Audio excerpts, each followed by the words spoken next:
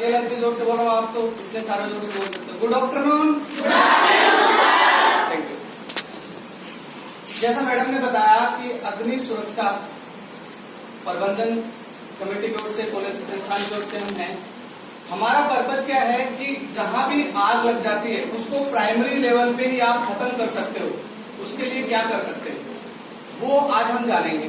तो सबसे पहले हम बात करते हैं फायर की। आग क्या है, व्हाट इज फायर। तो आप ज्यादा नहीं है, 15-20 मिनट का सेशन। पीछे मेरी आवाज आ रही है आपके पास? पीछे है। एक्चुअल में आग है क्या, ये बंद कर दीजिए। आग है क्या, फायर क्या है, समझने का कोशिश करिएगा। इसमें 3 चीजों से आग बनती है, हमेशा 3 चीजों से। पहली चीज होती है जलने वाला पदार्थ। वो कागज भी हो सकता है, लकड़ी भी हो सकती है, दरी भी हो सकती है, कुछ भी हो सकता है। ठोस में भी हो सकता है, द्रव्य में जैसे डीजल, पेट्रोल, केरोसिन भी हो सकता है, और गैस भी हो सकती है जैसे एलपीजी, एसिटिलीन, ये सारे हो सकते हैं। तो एक तो होता है जलने वाला पदार्थ, कोई भी ठोस, द्रव्य, गैस। लिक्विड फॉर्म में भी हो सकता है, सॉलिड में भी हो सकता है, गैस में। आप भेजेंगे बना। दूसरी जो चीज है वो होती है हमें बनाने की जरूरत नहीं। हीट, मतलब नहीं, अगर आप भेजते हैं आप भेजिए, कोई दिक्कत नहीं। और तीसरी जो चीज है वो होती है ऑक्सीजन। कटिंग कर लेंगे। जैसे कचरा है, थोड़ा सा कचरा पड़ा है, उसमें आग लगानी है, तो मैंने तीली जलाई और आग लगा दी, वो जलना चालू हो गई। तो वहां पर 3 चीजें हैं। एक तो क्या है, कचरा, जो जलने वाला पदार्थ है। दूसरी चीज क्या है, आग, हीट, वहां पर क्या है, हीट। और तीसरी चीज क्या है, ऑक्सीजन। तो तीनों चीजें यहाँ पर अवेलेबल है। ये डेस्क है, दरी है, सब कुछ है, कागज है, ऑक्सीजन भी है, और इन केबल में हीट भी जा रही है। हीट का मतलब ये नहीं होता कि आग है, वो चिंगारी भी हो सकती है, वो केबल में जाने वाली हीट भी हो सकती है। आपने प्रेस किए कपड़े और प्रेस को रख दिया, उसमें हीट है या नहीं है, वो गर्म है या नहीं है, वो भी हो सकता है। हीट का मतलब कुछ गर्म पदार्थ, कुछ गर्म सरफेस भी हो सकता है। अगर आपने मोबाइल चार्ज लगा रखा, बहुत ज्यादा हीट वो कर रहा है, तो वो भी हो सकता है गर्म सरफेस। तो आपको ये समझना है कि हीट, ऑक्सीजन और जलने वाला पदार्थ, ये तीनों चीजें मिलके आग बनाती है। तो यहाँ पर ऑक्सीजन है, यस और नो? यस। जलने वाला पदार्थ है, इन केबल्स में हीट जा रही है, फिर आग क्यों नहीं लग रही? फिर आग क्यों नहीं लग रही? क्योंकि ट्रायंगल नहीं बना है। जैसे यहाँ कागज है, मैंने तीली जलाई, यहाँ कागज है, यहाँ तीली जल रही है, क्या आग लगेगी उस कागज में? क्योंकि ट्रायंगल नहीं बन रहा, त्रिभुज नहीं बन रहा। जब वो तीनों चीजें जुड़ेगी तब जाके त्रिभुज बनेगा। कागज के पास में लाके लगाएंगे तो कागज जलना शुरू हो जाएगा। ये बहुत इंपॉर्टेंट है, आप समझने की कोशिश कीजिए, क्योंकि आपके घर में भी हो सकता है हादसा, बाहर भी हो सकता है, कॉलेज में भी हो सकता है, कहीं भी हो सकता है, और उस बड़े हादसे को आप बचा सकते हो। बड़े हादसे को आप बचा सकते हो। हम बाहर भी करेंगे, अभी आग लगा के आपको कैसे, हाउ टू ऑपरेट एक्सटिंग्विशर्स, एक एक्सटिंग्विशर मंगाना सर अंदर, तो कैसे एक्सटिंग्विशर चलाते हैं वो भी हम बताएंगे, कैसे पकड़ते हैं उसको। आप में से कोई चलाएगा, ऑपरेट करेगा, और हम देखेंगे फिर, ठीक है। तो हमने बात की अभी फायर का त्रिभुज, त्रिकोण, समझ में आ गया? उसमें 3 चीजें होती है। पहला जलने वाला पदार्थ, दूसरा हीट, और तीसरा ऑक्सीजन। तीनों चीजें मिलके त्रिभुज बनाती है। अब हम आग देखते हैं। जो रसोई में खाना बनाते हैं उसमें अलग आग निकलती है, टायर जलता है उसमें अलग आग निकलती है, कागज जलते हैं उसमें, जो कचरा जलता है उसमें अलग आग निकलती है। तो हमारे माइंड में क्या कि ये नीली आग है, कि कुछ येलो, ज्यादा येलो है, ये ब्राइट येलो है, ये डार्क येलो है, तो उसके टाइप्स होते होंगे, अलग अलग आग होती होगी, एक ही थोड़ी होती है आग। क्योंकि अगर अलग अलग कलर दे रही, इसका मतलब अलग अलग हो सकती है। तो इसको 6 भागों में बांटा गया है। आग को कितने भागों में बांटा गया है? 6 भागों में। तो हम बात करेंगे सबसे पहले क्लास ए फायर। ए फायर में वो मेटेरियल आता है जो सॉलिड होता है। जो आप यहाँ कोई भी सॉलिड मेटेरियल देख रहे हो वो सब क्या है? क्लास ए फायर है। ये क्या है? क्लास ए फायर है। दरी क्या है? क्लास ए फायर है। जूते हैं और चप्पल है वो क्या है? क्लास ए है। केबल है, क्लास ए है। सब कुछ जो ठोस है, जो सॉलिड है, वो क्या है? क्लास ए फायर। ओके। सेकेंड हम बात करते हैं क्लास बी फायर की। बी फायर में आते हैं जितने भी लिक्विड होते हैं। लिक्विड में आग लगती है, इसमें पेट्रोल में लगती है आग, केरोसिन में लगती है, डीजल में लगती है, ये सब क्या है? लिक्विड्स है। इनकी अलग ही आग होती है, अलग ही लपट होगी, अलग तरीके से जलेगा, उनका रिएक्शन अलग होगा। तो क्लास बी में अपनी होगी लिक्विड की आग। क्लास सी गैस में जितनी भी आग लगती है, एलपीजी में आग लगती है, एसिडिटी में आग लगती है, क्योंकि वो गैस है, गैस में भी आग लगती है, ये होगी क्लास सी। अभी मैं पूछूंगा आपसे, ध्यान देना, इधर उधर मत सोचना कि हाँ जाना है, बस निकल रही है, अगली बस मिलेगी कि नहीं मिलेगी। ये इंपॉर्टेंट चीजें हैं। अपार्ट फ्रॉम योर स्टडी, आप स्टडी तो करते रहते हो, लेकिन इसके अलावा आपको अपनी भी जान बचा सकते हो, दूसरों को भी जान बचा सकते हो।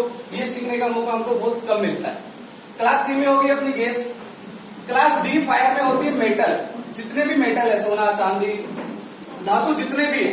लोहे में आग लगती है? नहीं लगती। कौन बोलता नहीं लगती? साइंस के स्टूडेंट बताएंगे, साइंस है ना अपने यहाँ।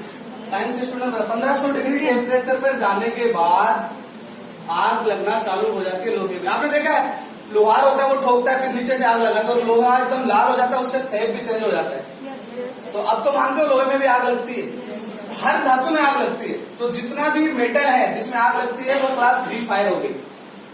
क्लास ई फायर इलेक्ट्रिसिटी में आग जो लगती है। बिजली की आग को बोलते हैं ई फॉर इलेक्ट्रिसिटी। तो बिजली की आग को बोलते हैं क्लास ई फायर। और लास्ट जो है वो है क्लास के फायर, यानी किचन फायर। पहले किचन क्या हुआ करते थे, हमने चूल्हा रख दिया, सिलेंडर और बस खाना बना लिया, ये किचन हुआ करता था, सामान रख दिया थोड़ा बहुत। आजकल किचन क्या हो रहे हैं, डेवलप हो रहे हैं। यहाँ से लेके यहाँ तक हम देखते हैं जो मॉल्स होते हैं, सिटी होती है, बड़ी सिटी होती है, जो शादियां होती है, उसमें थोड़ी ना चूल्हा जलता है, एक एक रोटी सेकते हैं। वो तो इतना बड़ा तवा रखते हैं, बड़ा सा, इधर 20 सिलेंडर होता है, रेगुलेटर होते हैं, छोंकन मारते हैं, एकदम आग निकलती है। आपने फिल्म्स में भी देखा होगा, मूवीज में भी देखा होगा। तो वो होती है क्लास के फायर। तो ये बताने का पर्पज आपको ये है कि आपको पहले पता होना चाहिए कि फायर्स के टाइप्स क्या हैं, कितने प्रकार की आग है। ठीक है, उसके बाद हम जानेंगे कि आग को बुझाने के तरीके क्या हैं। देखो, हमें आग जलाने के लिए क्या बनाना पड़ा था, त्रिभुज। तो उस त्रिभुज को अब तोड़ना है। तो उसमें 3 मेथड है आग बुझाने के। सबसे पहला मेथड होता है कूलिंग, यानी आपको क्या किस पर अटैक करना है, हीट पर। किस पर अटैक करना है, हीट पर। जैसे मान लो यहाँ पर मैंने एक मोमबत्ती जलाई, मोमबत्ती जल रही है, मैंने गिलास को, कांच के गिलास को उसमें उल्टा रख दिया, क्या होगा, मोमबत्ती बुझ जाएगी। आपने उसका क्या तोड़ दिया, ट्रायंगल में से कौन सी चीज तोड़ी, ऑक्सीजन आपने हटा दी। जैसे ट्रायंगल टूटेगा आपकी आग बुझ जाएगी। समझ रहे ना मेरी बात। जैसे आपको यहाँ लगा कुछ जल रहा है यहाँ, तो आपने जल्दी से कुछ उठाया, उसके ऊपर ढक दिया। आपने क्या किया, जाने अनजाने में उसको बुझा दिया, लेकिन आपने कौन सा मेथड यूज किया है, उसकी क्या तोड़ दिया आपने, ऑक्सीजन सप्लाई। ऑक्सीजन सप्लाई टूट गई, उसका दम घोट दिया आपका, वो बुझ गई। ठीक है, आपने पानी डाल दिया, कचरा जल रहा है या टायर जल रहा है, उसमें आपने पानी डाल दिया, तो आपने उसको क्या किया, हीट को आपने हटा दिया, उस ट्रायंगल में से हीट को आपने हटा दिया। वो बाकी टायर तो अभी भी वहां है, आधा जला हुआ या कचरा जो भी है, और ऑक्सीजन भी अभी भी अवेलेबल है। आपने उसको क्या किया, हीट को हटा दिया। उसको बोलते हैं कूलिंग मेथड, कूल करना, आग को कूल करना, इसको बोलते हैं कूलिंग मेथड। दूसरा जो मैंने बताया, उसकी ऑक्सीजन हटा दो, ऑक्सीजन हटा दो, उसको ऑक्सीजन नहीं मिलेगी। जैसे सिलेंडर में आग लग रही है, आपने क्या किया, कोई बोरी गीली की और उसके ऊपर लगा दी, तो आपने क्या किया, उसका ऑक्सीजन की सप्लाई तोड़ दी, तो आपने ट्रायंगल तोड़ दिया, इसका मतलब आग बुझ जाएगी। तीसरी चीज क्या है, फॉर एग्जाम्पल यहाँ पर इस पर्दे में आग लग गई, उसको हम बुझा, खुदा न खास्ता, भगवान वाहिगुरु ना करे कि लगे, लेकिन मान लो इसमें लग गई, तो इसको हम बुझा नहीं पा रहे हैं, तो हम क्या कर सकते हैं, ये ना जले, ये तो जल ही रहा है, ये ना जले, तो इसको क्या करेंगे, यहाँ से हटा लेंगे। इसमें भी सिलेंडर है, उसमें भी सिलेंडर है, उसमें भी सिलेंडर है, एक सिलेंडर में आग लग गई और हम बुझा नहीं पा रहे, बहुत तेज आग लग गई, तो हम क्या कर सकते हैं, बाकी सिलेंडर को हटा सकते हैं, स्टारवेशन, उसको बोलते हैं स्टारवेशन मेथड, यानी बाकी मटेरियल को हटा लेना। हमारा पर्पज क्या है, किसको तोड़ना है, ट्रायंगल को, जो त्रिभुज है उसको तोड़ना है, एक चीज उसकी तोड़नी। तो हमको अगर उस आग को हम जलने के लिए और कुछ देंगे ही नहीं, हटा देंगे, अपने फ्यूल हटा देंगे, जो जलने वाला पदार्थ है वो हटा देंगे, तो क्या होगा, आग बुझ जाएगी। तो तीनों मेथड आपके समझ में आ गए। ओके, आगे हम बात करते हैं सबसे इम्पोर्टेंट जो चीज है हमारे घरों में, एक तो इलेक्ट्रिसिटी, जिससे फॉल्ट होते हैं और आग लगती है, बड़ी बड़ी बिल्डिंगों में भी आग लगती है, घरों में भी आग लगती है और करोड़ों रुपए का नुकसान होता है। दूसरी चीज एलपीजी सिलेंडर। तो इलेक्ट्रिसिटी का तो बस यही है कि जब उसमें आग लगती है तो उसमें पानी की बाल्टी से बुझाते हैं, क्यों, क्योंकि उसमें इलेक्ट्रिकल शॉक लग सकता है। तो किससे बुझाते हैं, घर में मान लो पैनल में आग लगती, तो किससे बुझाएंगे, मिट्टी से। वेरी गुड, क्या नाम आपका, पता, हिम्मत करके इन्होंने बोला, इनके लिए क्लैप स्पेशल। ये टप्पड़ टप्पड़ नहीं करना है, पहले मेरे लिए मैं करूंगा, फिर आपको 3 बार करना है, 1 2 1 2 इसको 3 बार रिपीट करना है। रेडी, क्लैप, गो।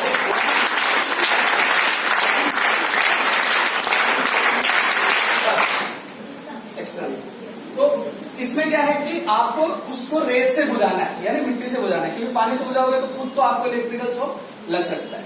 इसके पैरेलली कहते हैं precaution is better than cure, यानी अगर आप उससे फाइट कर रहे हो, उससे अच्छा ऐसा काम करो कि उसमें आग लगे ही नहीं, उसमें आग लगे ही। एक्सीडेंट हो गया, पांव टूट गया, 3 महीने तक हॉस्पिटल में है, फिर जाके लकड़ी के सहारे चला, जाके 6 महीने 7 महीने में वापस से काम करना चालू किया। इससे अच्छा है कि गाड़ी की स्पीड कम रखते, एक्सीडेंट होता ही नहीं, रूल फॉलो करते, आप सुरक्षित रहते। अरे मेरी बात समझ में, precaution is better than cure. इलाज करने से अच्छा है कि आप वो चीज हो ही नहीं, उसके लिए आप वो रोकथाम के उपाय करो, राइट। तो आरसीसीबी, अर्थिंग, ईएलसीबी, वो सारे हमें इक्विपमेंट लगाने चाहिए घर में। जब हम कंस्ट्रक्शन कर रहे हैं, बाद में भी हम वो इक्विपमेंट लगा सकते हैं। लेकिन हमें क्या लगता है, इसमें 25,000 रुपए, 30,000 रुपए, 40,000 रुपए ज्यादा जाएगा, इससे अच्छा तो वहां पीओपी हो जाएगी उस दीवार पे, तो वो रहने दो, ये करवा लेते हैं। पता चलता है उसकी वजह से फॉल्ट आ गया इक्विपमेंट्स में और सारी इलेक्ट्रिकल सप्लाई जल गई और 40 की बजाय 80,000 का नुकसान हो गया। 1 लाख हमें वापस से उस पर लगाने। तो जब भी कंस्ट्रक्शन करते हैं तो जो प्रॉपर इक्विपमेंट है वो हमें लगाने चाहिए, जिससे आग नहीं लगती है घर में या बिल्डिंग में कहीं। दूसरी चीज है एलपीजी। जब आप मेडिकल पे जाते हो, मेडिसिन खरीदते हो, तो उसके पीछे क्या देखते हो, क्या देखते हो, एक्सपायरी डेट। क्या सिलेंडर में भी एक्सपायरी डेट होती है कोई? इधर से कोई यस बोला, हाँ बताइए, बैठे बैठे बताइए, कोई दिक्कत नहीं। मतलब कि कहीं पढ़ा होगा या सुना होगा कि यस उसमें एक्सपायरी डेट होती है। तो आज के बाद जब भी आप सिलेंडर लो, उसकी एक्सपायरी डेट चेक करनी है, नहीं तो वो ब्लास्ट हो सकता है। जिन घरों में ये एक्सीडेंट होते हैं फायर के, उसमें देखा गया 80% और एक्सपायरी डेट वाला सिलेंडर मिलता है, या फिर लीकेज के कारण मिलते हैं कि लीकेज हो गया इसलिए हो गया, या फिर एक्सपायरी डेट, 2 ही रीजन मिलते हैं, बाकी फंक्शन सही करता है। तो कैसे पता करें कि उस पर एक्सपायरी डेट क्या कैसे है? उन्होंने बोर्ड में होती है, वो हमें पता नहीं होता कि डायरेक्ट जैसे मेडिसिन की होती है वैसे नहीं होती। उन्होंने क्या A18 B20 ऐसे लिखते हैं। तो उसका मतलब क्या होता है, 1 साल को, हमारे 1 साल में कितने महीने होते हैं? 12। उसमें उन्होंने ABCD ऐसे बांटा है। पहले A है, उसमें पहले 3 महीने। A में कौन कौन से महीने? जनवरी, फरवरी और मार्च। ये किस में डाल दिए? A में। B में उसके नेक्स्ट मंथ कौन है? अप्रैल, मई और जून, ये डाल दिए B में। C में कौन कौन से डाले थे? सितंबर। और D में अक्टूबर, दिसंबर। ठीक है, इनको अलग अलग पार्ट में कर दिया। अब A 20 लिखा है, यानी ईयर की भी वो लास्ट वाली 2 डिजिट आगे की लिखते हैं, पहले वाले नहीं लिखते। तो अगर लिखा है A20, इसका मतलब होता है A में कौन कौन से महीने अपने? जनवरी, फरवरी, मार्च। और मार्च का लास्ट डे कौन सा है? 31 मार्च। तो 31 मार्च 2020 तक वो सिलेंडर चलेगा, उसके बाद वो एक्सपायरी हो जाएगा। फॉर एग्जाम्पल C19 लिखा है, C19, तो C में कौन कौन से महीने हैं? सितंबर का लास्ट डे कौन सा है? 30 सितंबर। और उसमें लिखा है 19, इसका मतलब क्या, कब तक चलेगा वो? 30 सितंबर 2019 तक वो सिलेंडर चलेगा। अगर लिखा है B18, इसका मतलब क्या है? 18। अगर वो सिलेंडर आपके पास आज की डेट में आता है तो क्या आप लोगे उसको? नहीं लेना है। रीजन क्या होता है, जितने भी हाइड्रोलिक सिस्टम होते हैं, जो सिलेंडर्स होते हैं, उनको 10 ईयर के लिए टेस्ट किया जाता है कि आज हमने टेस्ट कर दिया, इसकी एक्सपायरी डेट आएगी 10 ईयर बाद। तो वो सिलेंडर क्या होते हैं, आपके पास आते हैं, आप खाली कर दिया, भेज दिया, वापस वो रिफिलिंग स्टेशन जाते हैं, फिलिंग होते हैं, वापस आते हैं जाते हैं। 10 साल में कितनी बार वो खाली हुआ, कितनी बार भरा, आपको मालूम है क्या? नहीं मालूम, आप नहीं जानते हो। तो सेम चीज क्या होती है, जैसे आप गाड़ी चलाते हो, स्कूटी चलाते हो, कार चलाते हो, अपनी साइकिल चलाते हो, जूते पहनते हो, क्या वो घिसते हैं? उसमें फ्रिक्शन आता है या फिर वैसे ही रहते हैं? उसमें फ्रिक्शन आता है। जब बार बार सिलेंडर को हम भरते हैं, उसके अंदर भी थिकनेस में घिसाव आता है, फ्रिक्शन आता है, धीरे धीरे उसकी परत क्या हो जाती है? पतली।